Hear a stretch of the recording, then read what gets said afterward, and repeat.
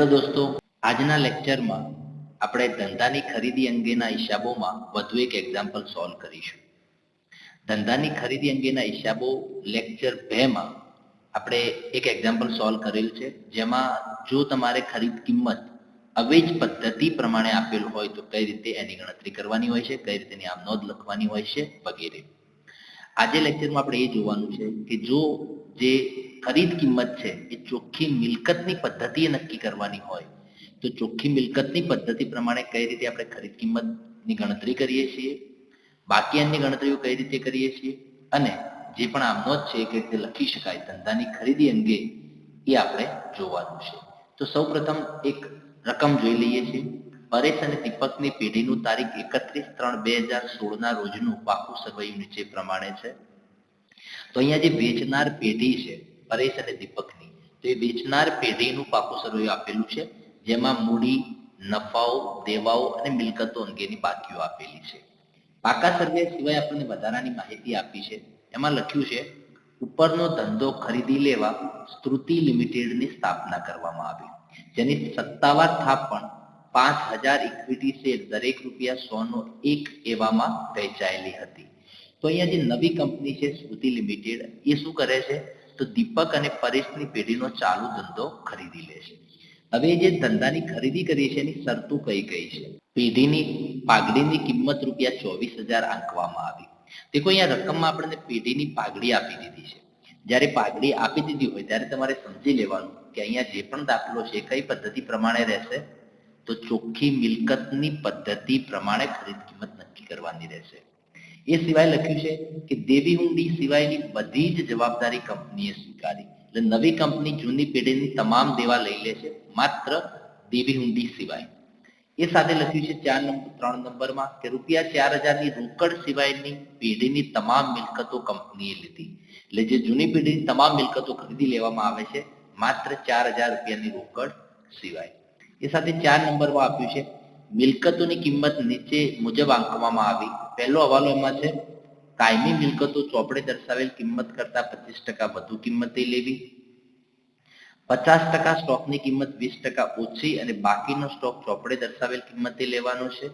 અને દેવાદારો પર ગાલખાત અનામતની 10% પ્રમાણે જોગવાઈ કરવાની છે. તો અહીંયા કાયમી મિલકતો, સ્ટોક અને દેવાદારની વેલ્યુએશન કઈ રીતે કરવું, કઈ કિંમતે લેવા એની વિગત આપેલી છે. તો જ્યારે આપણે ચોખ્ખી મિલકતોની ગણતરી કરીશું ત્યારે ધ્યાન રાખીશું. પેઢીનો વિસર્જન ખર્ચ ₹3000 નવી કંપનીએ ભોગવવાનો છે. પેઢીનો વિસર્જન ખર્ચ એટલે જે પેઢી બંધ થવા જઈ રહી છે એના વિસર્જન ખર્ચની વાત છે. જો એ વિસર્જન ખર્ચ પેઢી પોતે ચૂકવે છે તો એને આપણે કોઈ પણ પ્રકારની નોંધ લખવાની રહેતી નથી, પરંતુ આપણા દાખલામાં એ વિસર્જન ખર્ચ નવી કંપની ભોગવે છે તો આપણે એની એન્ટ્રી લખવાની રહેશે. આગળ જોઈએ છીએ ધંધાની ખરીદ કિંમત પેટે પૂરા ભરાયેલ 2000 ઇક્વિટી શેર 10%ના પ્રીમિયમે, 12%ના 1200 ડિબેન્ચર દરેક ₹100નો 10% વટાવે અને બાકીની રકમ રોકડમાં ચૂકવવાની છે. એટલે આપણે જે જૂની પેઢી છે એની જે પણ ખરીદ કિંમત છે એ આપણે કઈ રીતે ચૂકવીશું, તો એના માટે 2000 ઇક્વિટી શેર 10%ના પ્રીમિયમે આપીશું, 1200 ડિબેન્ચર 10% વટાવે આપીશું અને બાકીની જે રકમ વધે છે એ રોકડમાં ચૂકવીશું. તો ખરીદ કિંમતની ચૂકવણીની વિગત આપણને આપી દીધી છે. એના પછી લખ્યું છે બાકીના શેરો જાહેર જનતા માટે 10% પ્રીમિયમ બહાર પાડ્યા, બધા જ પૂરેપૂરા ભરપાઈ થયા. દેખો અહીંયા ટોટલ જે કંપનીની ઓથોરાઇઝ એટલે કે સત્તાવાર શેર મૂડી કેટલા શેરની છે, 5000ની છે. એ 5000 માંથી આપણે જૂની પેઢીને ખરીદી પેટે કેટલા ઇક્વિટી શેર આપવાના છે, 2000. હવે રહેશે કેટલા, બાકીના શેર રહેશે 3000. તો એ 3000 શેર છે એ આપણે 10ના પ્રીમિયમે જાહેર જનતામાં વેચી દેવાના છે. તેના નાણાં પૂરેપૂરા આપણને મળી જાય છે એ રીતે નોંધ લખવાની રહેશે. અને છેલ્લે લખ્યું છે કંપનીનો પ્રાથમિક ખર્ચ ₹6000 થયો. હવે લખ્યું છે ઉપરના વ્યવહારો નોંધવા માટે સ્તુતિ લિમિટેડ. સ્તુતિ લિમિટેડ એટલે કે જે નવી કંપની છે ખરીદનાર, તો ખરીદનાર કંપનીના ચોપડામાં આપણે આમ નોંધ લખવાની છે અને નવું પાકું સરવૈયું તૈયાર કરવાનું છે. તો દાખલાની શરૂઆત કરીએ એ પહેલા સૌથી અગત્યની બાબત એ રહેશે કે આપણે કઈ ગણતરી કરવી જોઈએ. તો પહેલી ગણતરી આવે છે અહીંયા ખરીદ કિંમત અંગેની. તો જો અવેજ પદ્ધતિ હશે તો તમને ખરીદ કિંમત આપેલી હશે, પણ આપણા દાખલામાં ક્યાંય ખરીદ કિંમત અથવા તો જે અવેજ અંગે કોઈ જાણકારી આપી નથી. તો આપણે એ સમજી લઈએ છીએ કે અહીંયા આપણે જે ખરીદ કિંમત છે ચોખ્ખી મિલકતની પદ્ધતિએ ગણીશું. બીજું એક વસ્તુ થોડી કોમન છે કે જો તમને પાઘડીની કિંમત આપી દીધી હોય તો તમે એવું સમજી શકો કે અહીંયા આપણે ચોખ્ખી મિલકતની પદ્ધતિએ ખરીદ કિંમતની ગણતરી કરવાની છે.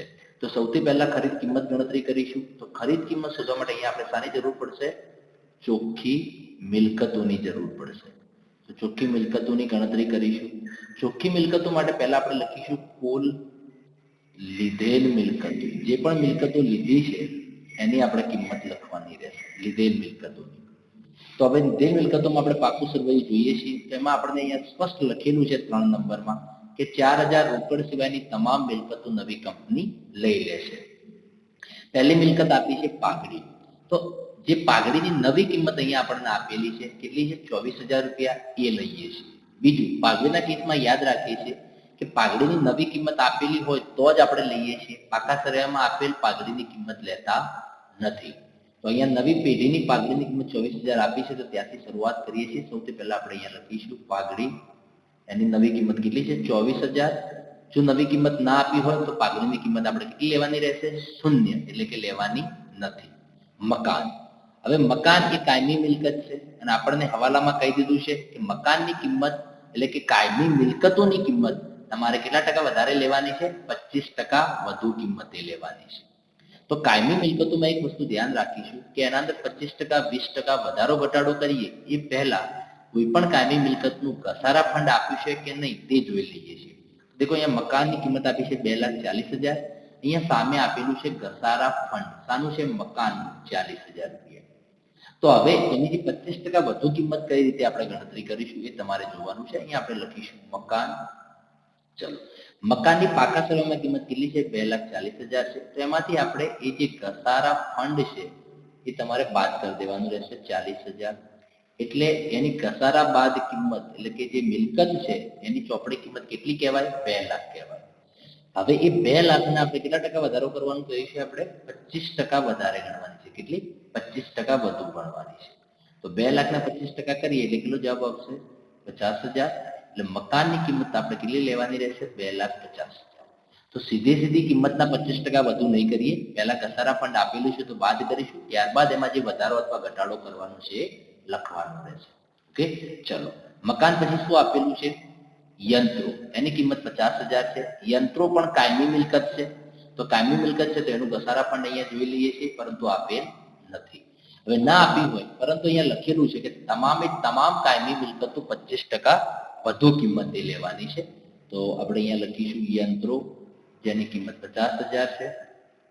એ કાયમી મિલકત છે એટલે એમાં પણ આપણે 25% વધુ રકમ લેવાની છે, એટલે એ થશે 12,500. એટલે ટોટલ જે યંત્રો છે એની કિંમત થઈ જશે 62,500. એ થઈ જાય છે. ચાલો, યંત્રો પછી આગળ જઈએ તો શું આપેલું છે અહીંયા? સ્ટોક. તો સ્ટોકમાં આપણને કહી દીધું છે કે કઈ રીતે એનું મૂલ્યાંકન કરવાનું છે. તો અહીંયા લખેલું છે સ્ટોકમાં કે 50% સ્ટોકની કિંમત 20% ઓછી ગણવાની છે અને બાકીનો જે સ્ટોક છે ને ચોપડે કિંમતે લેવાનો છે. તો સ્ટોકની ચોપડી કિંમત ટોટલ કેટલી છે? 38,000. તો એના માટે આપણે ગણતરી કરવાની રહેશે. અહીંયા સાઈડમાં ગણતરી કરી દઈએ છીએ આપણે સ્ટોક માટેની. દેખો શું કરીશું, સ્ટોક ટોટલ 38,000 છે. એમાંથી એવું કહ્યું છે કે જે 50% સ્ટોક છે એટલે કે 50% કેટલો થાય? 19,000. બાકીના 50% એ પણ કેટલા થશે? 19,000. હવે એવું કહ્યું છે કે જે 50% સ્ટોક છે એમાંથી તમારે એનું મૂલ્યાંકન કઈ રીતે કરવાનું છે? 20% ઓછી કિંમતે કરવાનું છે. કઈ રીતે? 20% ઓછી કિંમતે. આપણે લખીશું -20%. તો 19,000 ને 20% કરીએ એટલે કે જવાબ કેટલો આવશે? 3,800. તો એટલું ઓછું મૂલ્યાંકન કરવાનું છે એટલે એનું મૂલ્યાંકન થશે 15,200 રૂપિયા. ઓકે, ચલો. અને બાકીના જે 50% છે એમાં એવું કહ્યું છે કે ચોપડે કિંમતે લેવાના છે, એટલે 19,000 ને આપણે 19,000 જ લઈશું. તો આ જે બંને રકમો છે એનું આપણે ટોટલ કરી દઈએ તો એ ટોટલ કેટલું થશે? 15,200 ને 19,000 એટલે 34,200 રૂપિયા થશે. તો અહીંયા આપણે સ્ટોકનું મૂલ્યાંકન કેટલું કરવાનું રહેશે? 34,200. 50% સ્ટોકને 20% ઓછી કિંમત ગણવાની છે. 50% જે સ્ટોક છે એ ચોપડે કિંમતે ગણવાનો છે. તો આ પ્રમાણે થઈ જાય છે. તો અહીંયા આપણે લખીશું સ્ટોક 34,200. ચલો, સ્ટોકનું કામ પૂરું થઈ જાય છે. એના પછી જોઈએ છે શું આપેલું છે? દેવાદારો. દેવાદારો ટોટલ 49,000 ના છે. 4,000 રૂપિયા ગાલખાત અનામત છે. દેખો, ગાલખાત અને ગાલખાત અનામત અલગ વસ્તુ છે. ગાલખાત અનામત બાદ કરી હોય તો આપણે ગાલખાત અનામત પહેલાના દેવાદારો લઈએ છીએ અને ગાલખાત બાદ કરી હોય તો ગાલખાત બાદ કર્યા પછીના દેવાદારો લઈએ છીએ, બરાબર. દેવાદારો અહીંયા 49,000 છે, ગાલખાત અનામત 4,000 છે, પરંતુ અહીંયા નવી ગાલખાત અંગે તમને કહ્યું છે કે દેવાદારો પર ગાલખાત અનામતની 10% પ્રમાણે જોગવાઈ કરો. આપણે એક કામ કરીશું, અહીંયા લખીશું દેવાદારો ગાલખાત પહેલાના કેટલા છે? 49,000 છે, એમાંથી માઇનસ ગાલખાત અનામત 10%. 10% એટલે રકમ કેટલી થાય? 4,900. 4,900 ગાલખાત અનામત બાદ કરીએ તો જવાબ કેટલો આવશે? 44,100 રૂપિયા. તો દેવાદારોનું કામ થઈ જાય છે. આગળ જોઈએ છે કઈ મિલકત આપી છે? અગાઉથી ચૂકવેલ નાણાં. અગાઉથી ચૂકવેલ નાણાં એ પણ આપણે કાયમી મિલકતમાં આવશે, એને પણ આપણે લખીશું. કાયમી મિલકતો જે છે એ ચોપડે કિંમતે લેવાની છે, તો આપણે અહીંયા લખીશું અગાઉથી ચૂકવેલ નાણાં, એની કિંમત ગણવાની છે 2,000 રૂપિયા. ઓકે, ચલો ડન. એના પછી છે રોકાણ. તો રોકાણ દેખો માત્ર એવું કહ્યું છે કે જે કાયમી મિલકતો છે, મકાન અને યંત્રો, એમાં 20% વધુ ગણવાના છે. સ્ટોક અંગે આપણને કહી દીધું છે, દેવાદાર અંગે કહી દીધું છે. બાકીની આ ચાલુ મિલકતો અંગે કશું નથી કહ્યું, તો એની કિંમત આપણે ચોપડે કિંમતે લઈશું. તો અગાઉથી ચૂકવેલ નાણાં 2,000 લખાઈ ગયા. રોકાણોની કિંમત છે 26,000, તો એ લખી દઈશું આપણે અહીંયા રોકાણો 26,000. અને લાસ્ટમાં આપણને એક વસ્તુ આપેલી છે એ છે રોકડ. કેટલી છે? 34,000 રોકડ છે. પણ અહીંયા સ્પષ્ટ કીધેલું છે કે 4,000 ની રોકડ સિવાય 34,000 માંથી 4,000 રોકડ આપણે નથી લેવાની, તો કેટલી લેવાની રહેશે? 30,000. તો એ લખી દઈએ છીએ રોકડ 30,000. ઓકે, ચાલો થઈ ગયું. હવે બધી જ મિલકતો આવી જાય છે, તો એ જે પણ બધી મિલકતો છે એનો સરવાળો કરી દઈએ છીએ. તો પેલો થશે સરવાળો, અહીંયા પાઘડીની કિંમત 24,000 થી સ્ટાર્ટ કરી અને રોકડ છે 30,000, એનો સરવાળો થશે 4,72,800. એમાંથી આપણે બાદ કરવાનું રહેશે લીધેલ દેવા. જે પણ નવી કંપની દેવા લઈ લેશે એ. તો દેવાને સંદર્ભમાં શું કીધેલું છે? અહીંયા એવું લખેલું છે કે દેવી હુંડી સિવાયની તમામ જવાબદારીઓ કંપની સ્વીકારી. દેવી હુંડી નથી લેવાની, બાકીના તમામ દેવા લેવાના છે. તો હવે દેવા તરફ આપણે એકવાર દેખી લઈએ છીએ પાકા સરવૈયામાં. દેખો, સૌથી પહેલા મૂડી એ તો દેવું છે નહીં. નફા નુકસાન ખાતું એ નફો છે, એ પણ દેવામાં નહીં આવે. 12%ની ડિપોઝિટ એ દેવું છે. લેણદારો પણ દેવું છે. કારીગર બચત ખાતા એ દેવું છે. દેવી ઊંડી છે એ આપણું ચાલુ દેવું છે, પરંતુ આપણે લેવાનું છે નહીં. કારીગર અકસ્માત ફંડ એ નફો છે, તો એ પણ આપણે નથી લેવાનું, કારણ કે નફો ન લઈ શકાય, માત્ર દેવાઓ જ આપણે લઈશું. તો ધ્યાન રાખીશું દેવા અને નફાનો ફેરફાર એમાં અલગ કઈ રીતે નક્કી કરવા એ બાબત અંગે. ઘસારા ફંડ, તો ઘસારા ફંડ તો આપણે લખવાનું હોય નહીં, એ જરૂર પડે છે તો જે તે મિલકતમાંથી એને બાદ કરવાનું. તો અહીંયા 3 દેવા એવા છે કે જે આપણે લેવાના છે. 12%ની ડિપોઝિટ, લેણદારો અને કારીગર બચત ખાતા. તો સૌથી પહેલા લખીએ છીએ 12%ની ડિપોઝિટ, જે છે 60,000 રૂપિયા. કેટલી છે? 60,000. એ લખીએ છીએ 12%ની ડિપોઝિટ 60,000. ચલો, ડિપોઝિટ પછી શું આપેલું છે? અહીંયા લેણદારો છે 30,000, તો એ લખી દઈએ છીએ લેણદારો 30,000. એ સિવાય પણ કોઈ દેવું આપેલું છે તો એ લખીશું, એ છે કારીગર બચત ખાતા 18,000. એ લખીએ કારીગર બચત ખાતા 18,000. ક્લિયર? ચલો, 3 જ દેવા છે, એનું ટોટલ કરી દઈએ છીએ તો એ થશે 1,08,000. જે ટોટલ છે મિલકતો એમાંથી ટોટલ દેવા બાદ કરી દઈએ તો જવાબ આવશે અહીંયા 3,64,800. આ જે 3,64,800 છે એ શું થઈ જશે? ચોખ્ખી મિલકતો. આપણે જે મિલકતો લઈએ છીએ એની ચોખ્ખી કિંમત કેટલી રહેશે? 3,64,800. ચોખ્ખી મિલકતોની ગણતરી પૂરી થઈ જાય છે. 2 નંબરમાં આપણે લખીશું ખરીદ કિંમત. શું લખવાનું રહેશે? ખરીદ કિંમત. તો ખરીદ કિંમતમાં શું રહેશે? અહીંયા ચોખ્ખી મિલકતની પદ્ધતિ છે, તો ખરીદ કિંમતમાં જે ચોખ્ખી મિલકતો છે એ શું થઈ જશે? ખરીદ કિંમત થઈ જશે. બરાબર, ચોખ્ખી મિલકતો એને કેટલી છે? આપણે ઉપર જવાબ શોધી લીધો છે 3,64,800. તો અહીંયા યાદ રાખીએ છીએ કે જો તમને ખરીદ કિંમત ના આપેલી હોય તો જે ચોખ્ખી મિલકતો છે એ શું થઈ જશે? ખરીદ કિંમત. પણ અહીંયા એક હવાલો છે એ પણ આપણે ધ્યાનમાં રાખવો પડે, જે 5 નંબરમાં આપેલો છે. દેખો, અહીંયા એમાં એવું લખ્યું છે કે પેઢીનો વિસર્જન ખર્ચ 3,000 રૂપિયા નવી કંપનીએ ભોગવવાનો છે. તો આ વિસર્જન ખર્ચ આપણે ભોગવવાની છે, મતલબ શું થયું કે ચોખ્ખી મિલકતો પેટે તો આપણે એને 3,64,000 આપીશું, પ્લસ વિસર્જન જે ખર્ચ છે એ વિસર્જન ખર્ચ માટે પણ આપણે બીજા એને 3,000 રૂપિયા ચૂકવવાના રહેશે. એટલે ટોટલ આપણે જે જૂની પેઢી છે એને કેટલા રૂપિયા ચૂકવીશું? 3,67,800. 3,64,800 મિલકત પેટે અને 3,000 વિસર્જન ખર્ચના. તો એ આપણા માટે શું થઈ જાય છે? ખરીદ કિંમત. એના પછી આપણે 3 નંબરમાં ગણતરી કરવાની રહેશે. એમાં આપણે લખીશું ખરીદ કિંમતની ચૂકવણી. ખરીદ કિંમતની ચૂકવણી. ખરીદ કિંમતની ચૂકવણીમાં સૌથી પહેલા આપણે લખી દઈએ અહીંયા ખરીદ કિંમત. તો ખરીદ કિંમત અહીંયા ટોટલ કેટલી છે આપણે ઉપર લખેલી છે 3,67,800.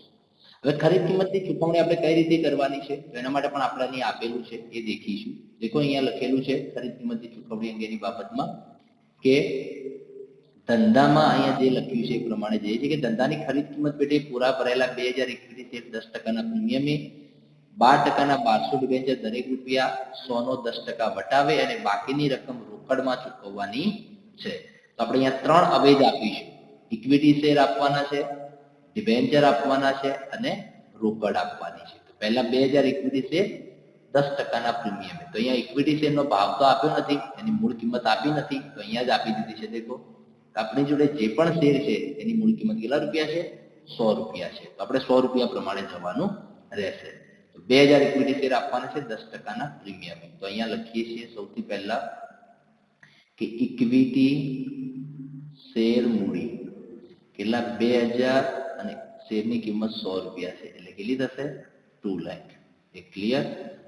બીજું કે સાથે સાથે આપણે લખીશું અહીંયા જામીનગીરી પ્રીમિયમ. એ આપણે 10% આપવાનું છે. તો 2100 રૂપિયાનો શેર છે એના 10% એટલે 10 રૂપિયા થશે એટલે કેટલું થશે? 20,000. ટોટલ આપણે 2 લાખ અને 20,000 રૂપિયા ચૂકવવાના થશે. 2 લાખ ને 20,000 રૂપિયા માઇનસ કરીએ છીએ તો ખરીદ કિંમત પેટે હવે કેટલા ચૂકવવાના રહેશે? આપણે 1,47,800. ઓકે, ચલો હવે એમાંથી આપણે શું ચૂકવીશું? ડિબેન્ચર 12%ના ડિબેન્ચર. 12%ના ડિબેન્ચર કેટલા રૂપિયાના છે એ જોઈ લઈએ છીએ અહીંયા પહેલા. તો અહીંયા લખેલું છે કે 1200 ડિબેન્ચર દરેક રૂપિયા 100 નો 10% વટાવે. 1200 ડિબેન્ચર આપીશું જેની 100 રૂપિયા કિંમત છે. તો આપણે અહીંયા લખીશું એના માટે ડિબેન્ચર 1200 ગુણ્યા 100 એટલે એ પ્રમાણે જોવા જઈએ તો કેટલા થાય? 1,20,000 થાય. પણ આ ડિબેન્ચર આપણે વટાવથી આપીએ છીએ તો એમાંથી માઇનસ કરીશું ડિબેન્ચર વટાવ 10%. તો 1,20,000 ના 10% કરીએ એટલે કેટલી રકમ વધે? સોરી કેટલો જવાબ આવે? 12,000. 12,000 આપણે વટાવ બાદ કરી દઈએ છીએ તો એ રકમ આપણે કેટલા પેટે ચૂકવીશું? 1,08,000 પેટે. હવે 1,47,800 માંથી 1,08,000 જશે તો જવાબ અહીંયા કેટલો આવશે? 39,800. અને આ જે 39,800 છે એ આપણે શું કરીશું? રોકડમાં ચૂકવાશે. એટલી રકમ આપણે રોકડમાં ચૂકવીશું. તો અહીંયા કામ ક્લિયર થઈ જાય છે. 2,20,000 ની ઇક્વિટી શેર મૂડી કે થશે, 1,08,000 ના ડિબેન્ચર થશે અને 39,800 રૂપિયાની રોકડ થશે. તો આ પ્રમાણે આપણે ચૂકવણી કરવાની રહેશે. તો આટલી ગણતરી કરી દઈએ છીએ. ચોખ્ખી મિલકતની પદ્ધતિ છે એટલે કે ખરીદ કિંમત ના આપેલી હોય તો સૌથી પહેલા ચોખ્ખી મિલકતો ગણીએ છીએ.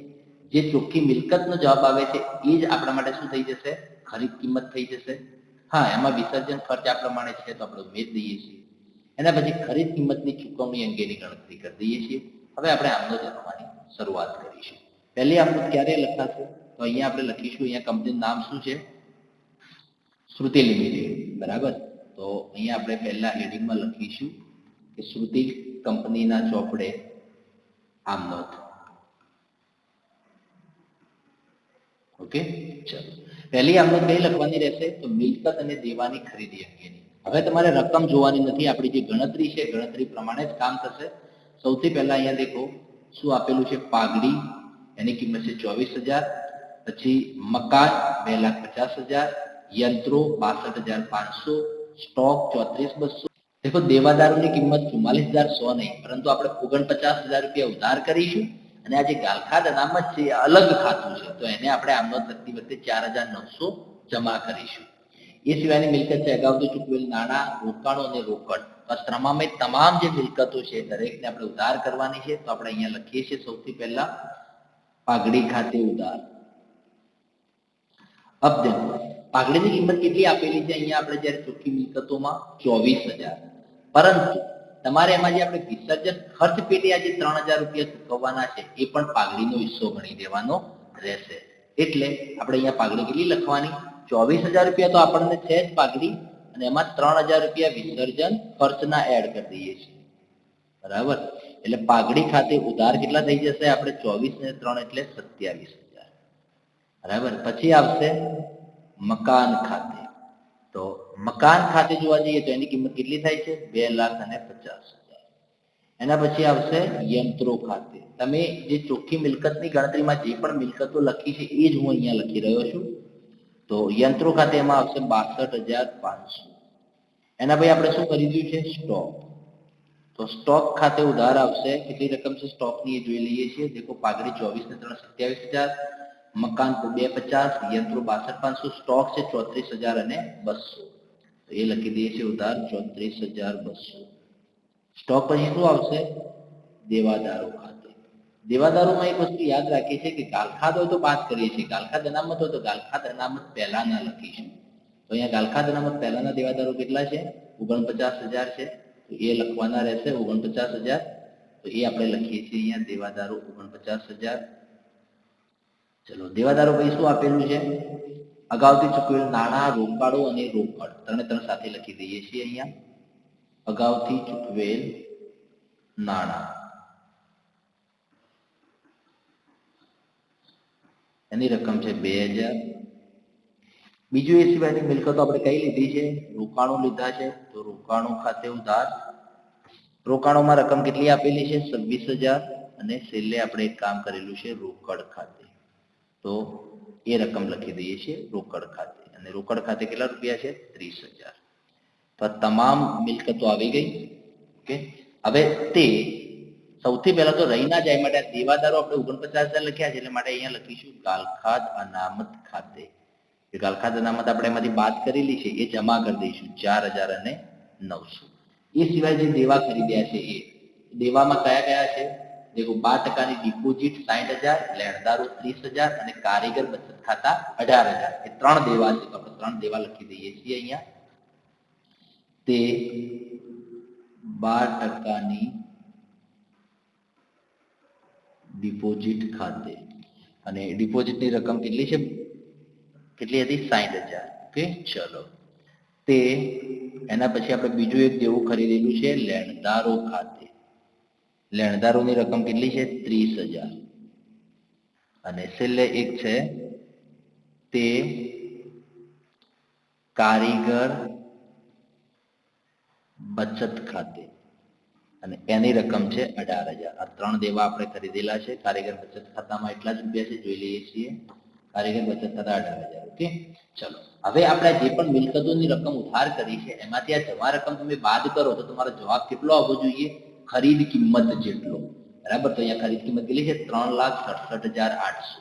તમે ચેક કરી શકો છો. 3,67,800 જવાબ આવવો જોઈએ. બરાબર, મિલકતોની જે પણ ઉધાર છે એમાંથી જમા રકમ બાદ કરવાથી જવાબ કેટલો આવવો જોઈએ અહીંયા? તો ખરીદ કિંમત જેટલો. એ જે ખરીદ કિંમત છે એ આપણે લખીશું તે પરેશ અને દીપકની પેઢી ખાતે. એટલે જે પેઢી છે એ પેઢી ખાતે તમારે લખવાના રહેશે. બરાબર, ક્લિયર થઈ જાય છે? ઓકે, ચલો, ડન. 2 નંબરમાં આપણે શું કરીશું? તો અહીંયા જે પરેશ અને દીપકની પેઢી ખાતે જે રકમ જમા કરી છે એ શું છે? ખરીદ કિંમત છે. અને એ ખરીદ કિંમતની ચૂકવણી કરીશું. તો એના માટે આપણે લખીશું પરેશ અને દીપકની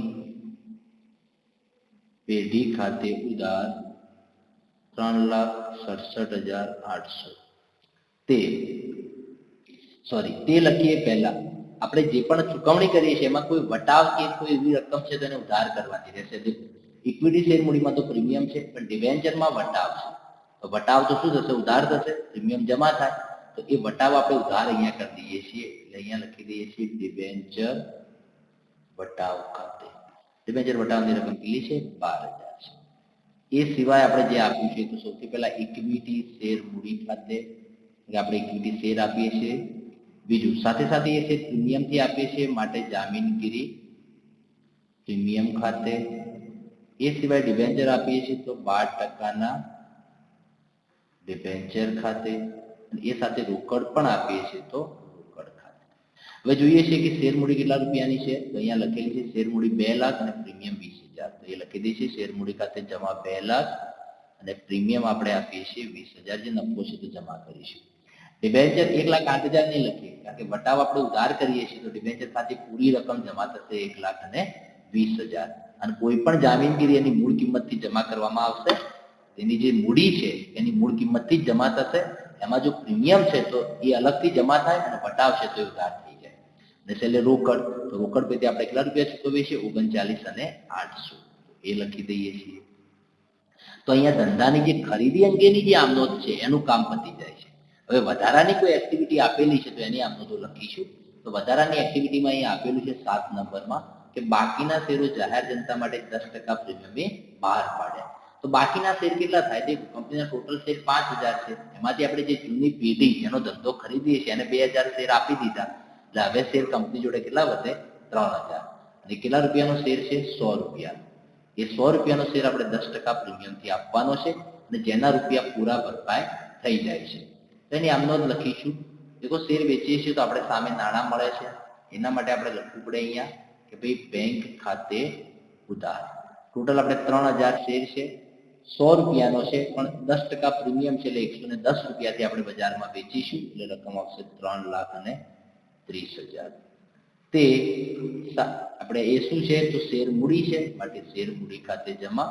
લેકિન એ 100 રૂપિયા પ્રમાણે જમા થશે એટલે 3 લાખ. ઉપરના જે 10 રૂપિયા છે એ આપણે લખીશું જામીનગીરી પ્રીમિયમ ખાતે. તો 3,000 ગુણ્યા 10 એટલે એ રકમ થઈ જશે 30,000. તો એ કામ થઈ જાય છે.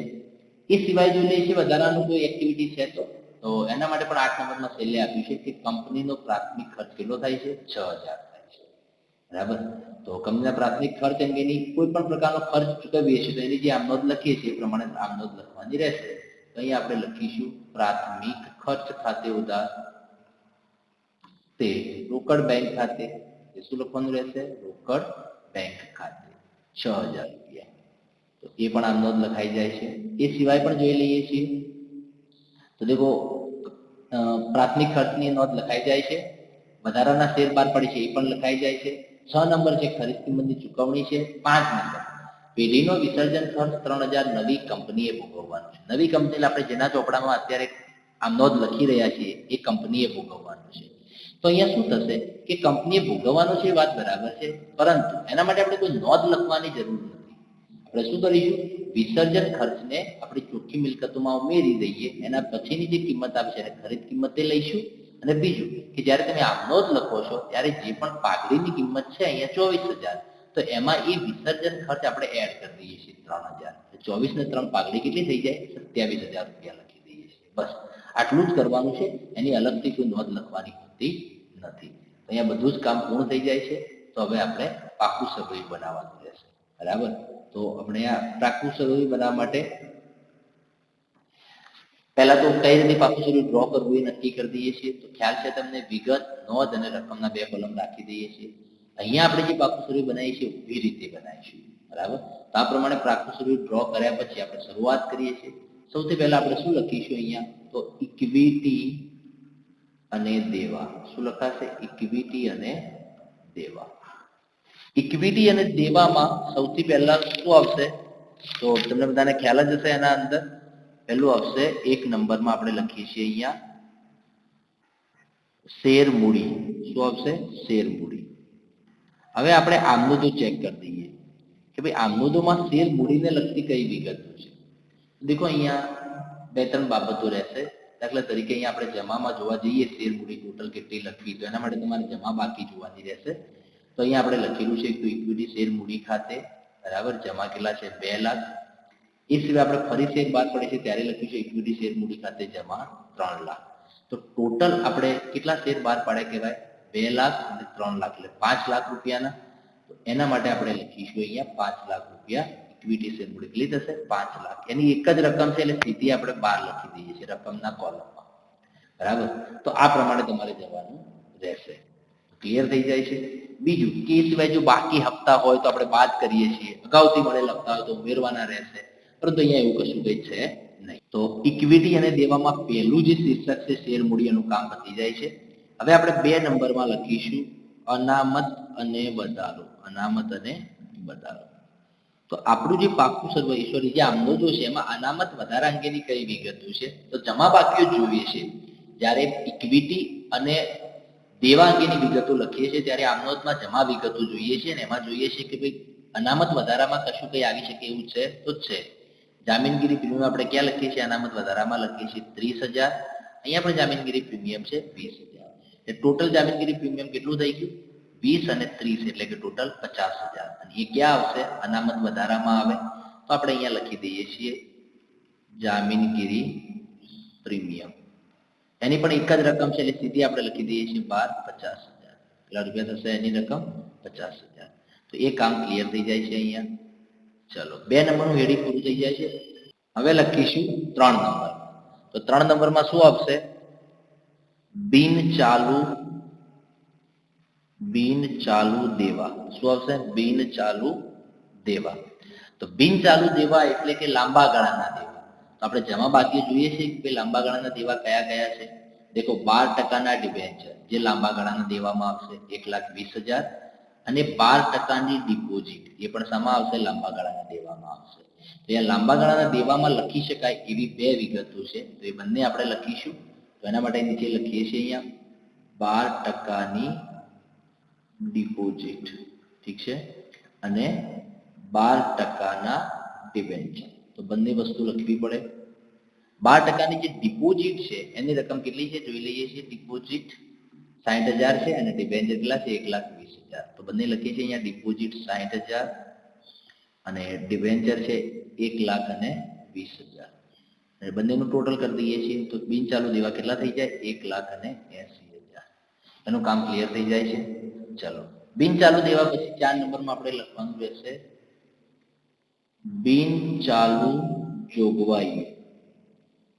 તો બિન ચાલુ જોગવાઈઓ એટલે લાંબા ગાળાની જોગવાઈઓ. તો લાંબા ગાળાની જોગવાઈઓમાં શું આવશે? રોકડ તો આવશે નહીં, શેરમૂડી આવી ગયું. અહીંયા એક લખેલી છે વિગત. કઈ છે વિગત? તો કારીગર બચત ખાતે. કારીગર બચત ખાતે આપણે લાંબા ગાળાની જોગવાઈ છે તો આપણે એને એમાં લખવાનું રહેશે. તો ત્યાં લખી દઈએ છીએ અહીંયા કારીગર બચત ખાતે. કારીગર બચત ખાતે રકમ કેટલી છે જોઈ લઈએ છીએ 18,000 રૂપિયા.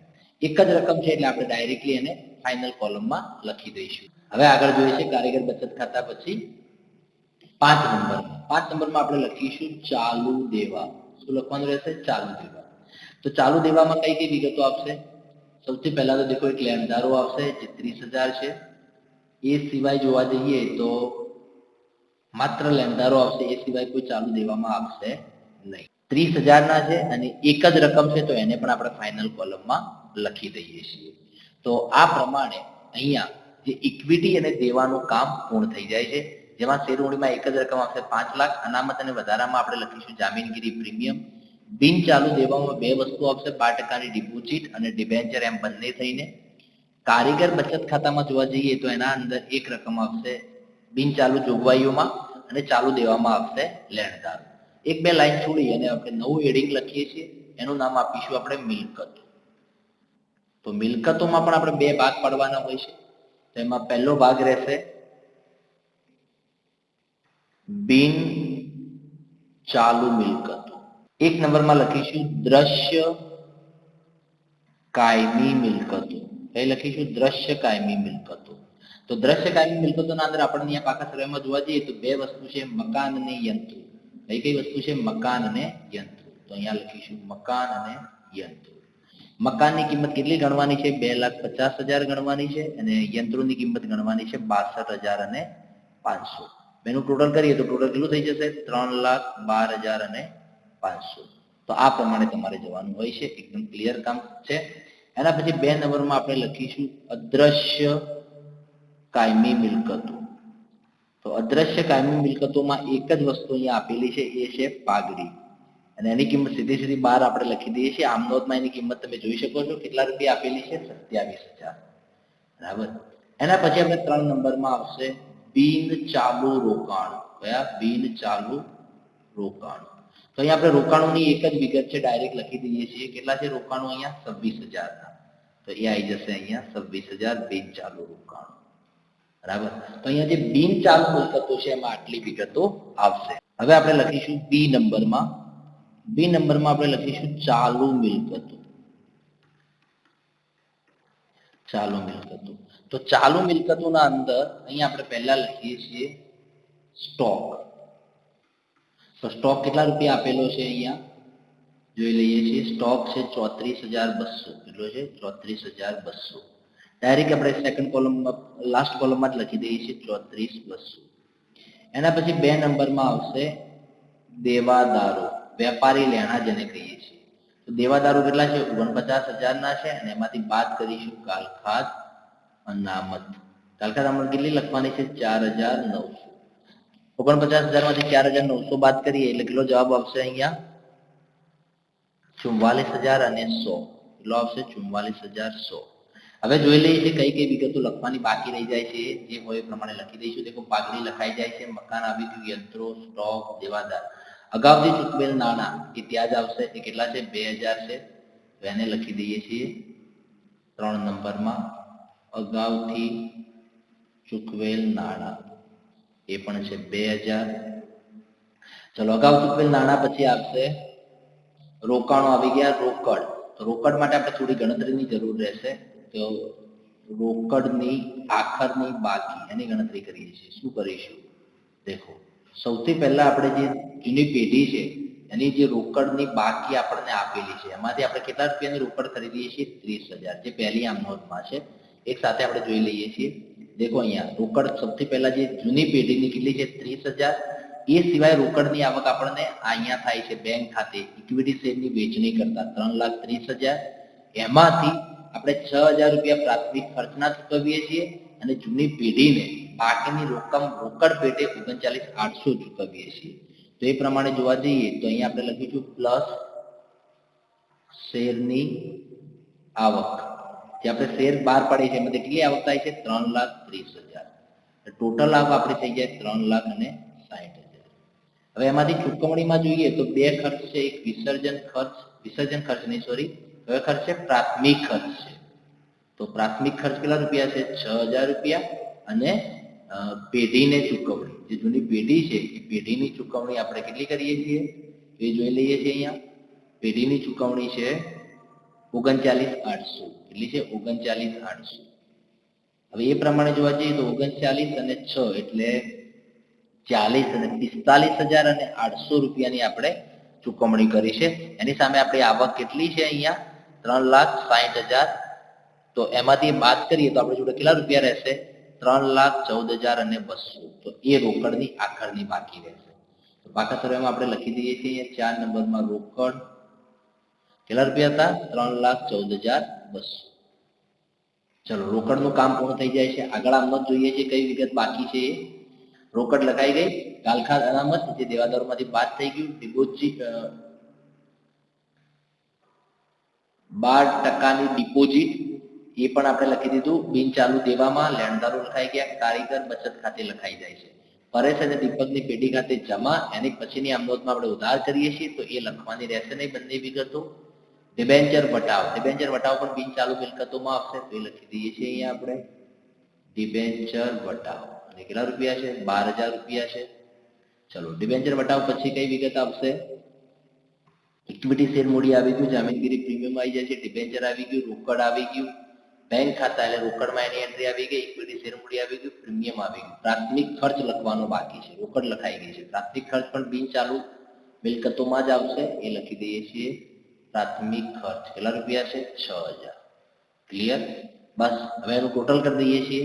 તો અહીંયા જે પણ 5 લાખથી લઈને 30,000 સુધી આપણે જઈએ તો એનું ટોટલ કેટલું થશે? અહીંયા તો એ ટોટલ થશે અહીંયા 7,78,000. કેટલું થશે? 7,78,000. સિમિલરલી અહીંયા જે મિલકતો છે એનું ટોટલ પણ કેટલું થાય છે? 7,78,000. તો અહીંયા એનો મતલબ એવો થાય છે કે બંને બાજુનો સરવાળો સરખો આવી જાય છે. જે મૂડી અને દેવાનો એ સાથે સાથે મિલકતોનો, તો બંનેનો જવાબ સરખો આવે છે. તો મતલબ એ થાય છે કે આપણે અહીંયા જે પણ ગણતરી કરી છે એ સાચી છે અથવા તો એમાં લગભગ ભૂલ હોવાનો ચાન્સ બહુ ઓછો હશે. તો આ પ્રમાણે તમારે ગણતરી કરવાની હોય છે, આ નોંધ લખવાની હોય છે, પાકું સર્વે બનાવવાનું હોય છે. બીજું કે આ પ્રકારના દાખલા ઓનલાઈન ભણાવવા અને ભણવા બંને રીતે થોડુંક મુશ્કેલનું કામ છે, છતાં પણ આપણે પૂરો પ્રયત્ન કર્યો છે કે વધુમાં વધુ તમને સમજણ પડે અને શીખવામાં મજા આવે. આ છતાંય જો તમને કોઈ ક્વેરી રહી ગઈ હોય તો તમે કમેન્ટ કરી શકો છો અને આજનું કામ અહીંયા આપણે પૂર્ણ કરી દઈએ છીએ. Thank you.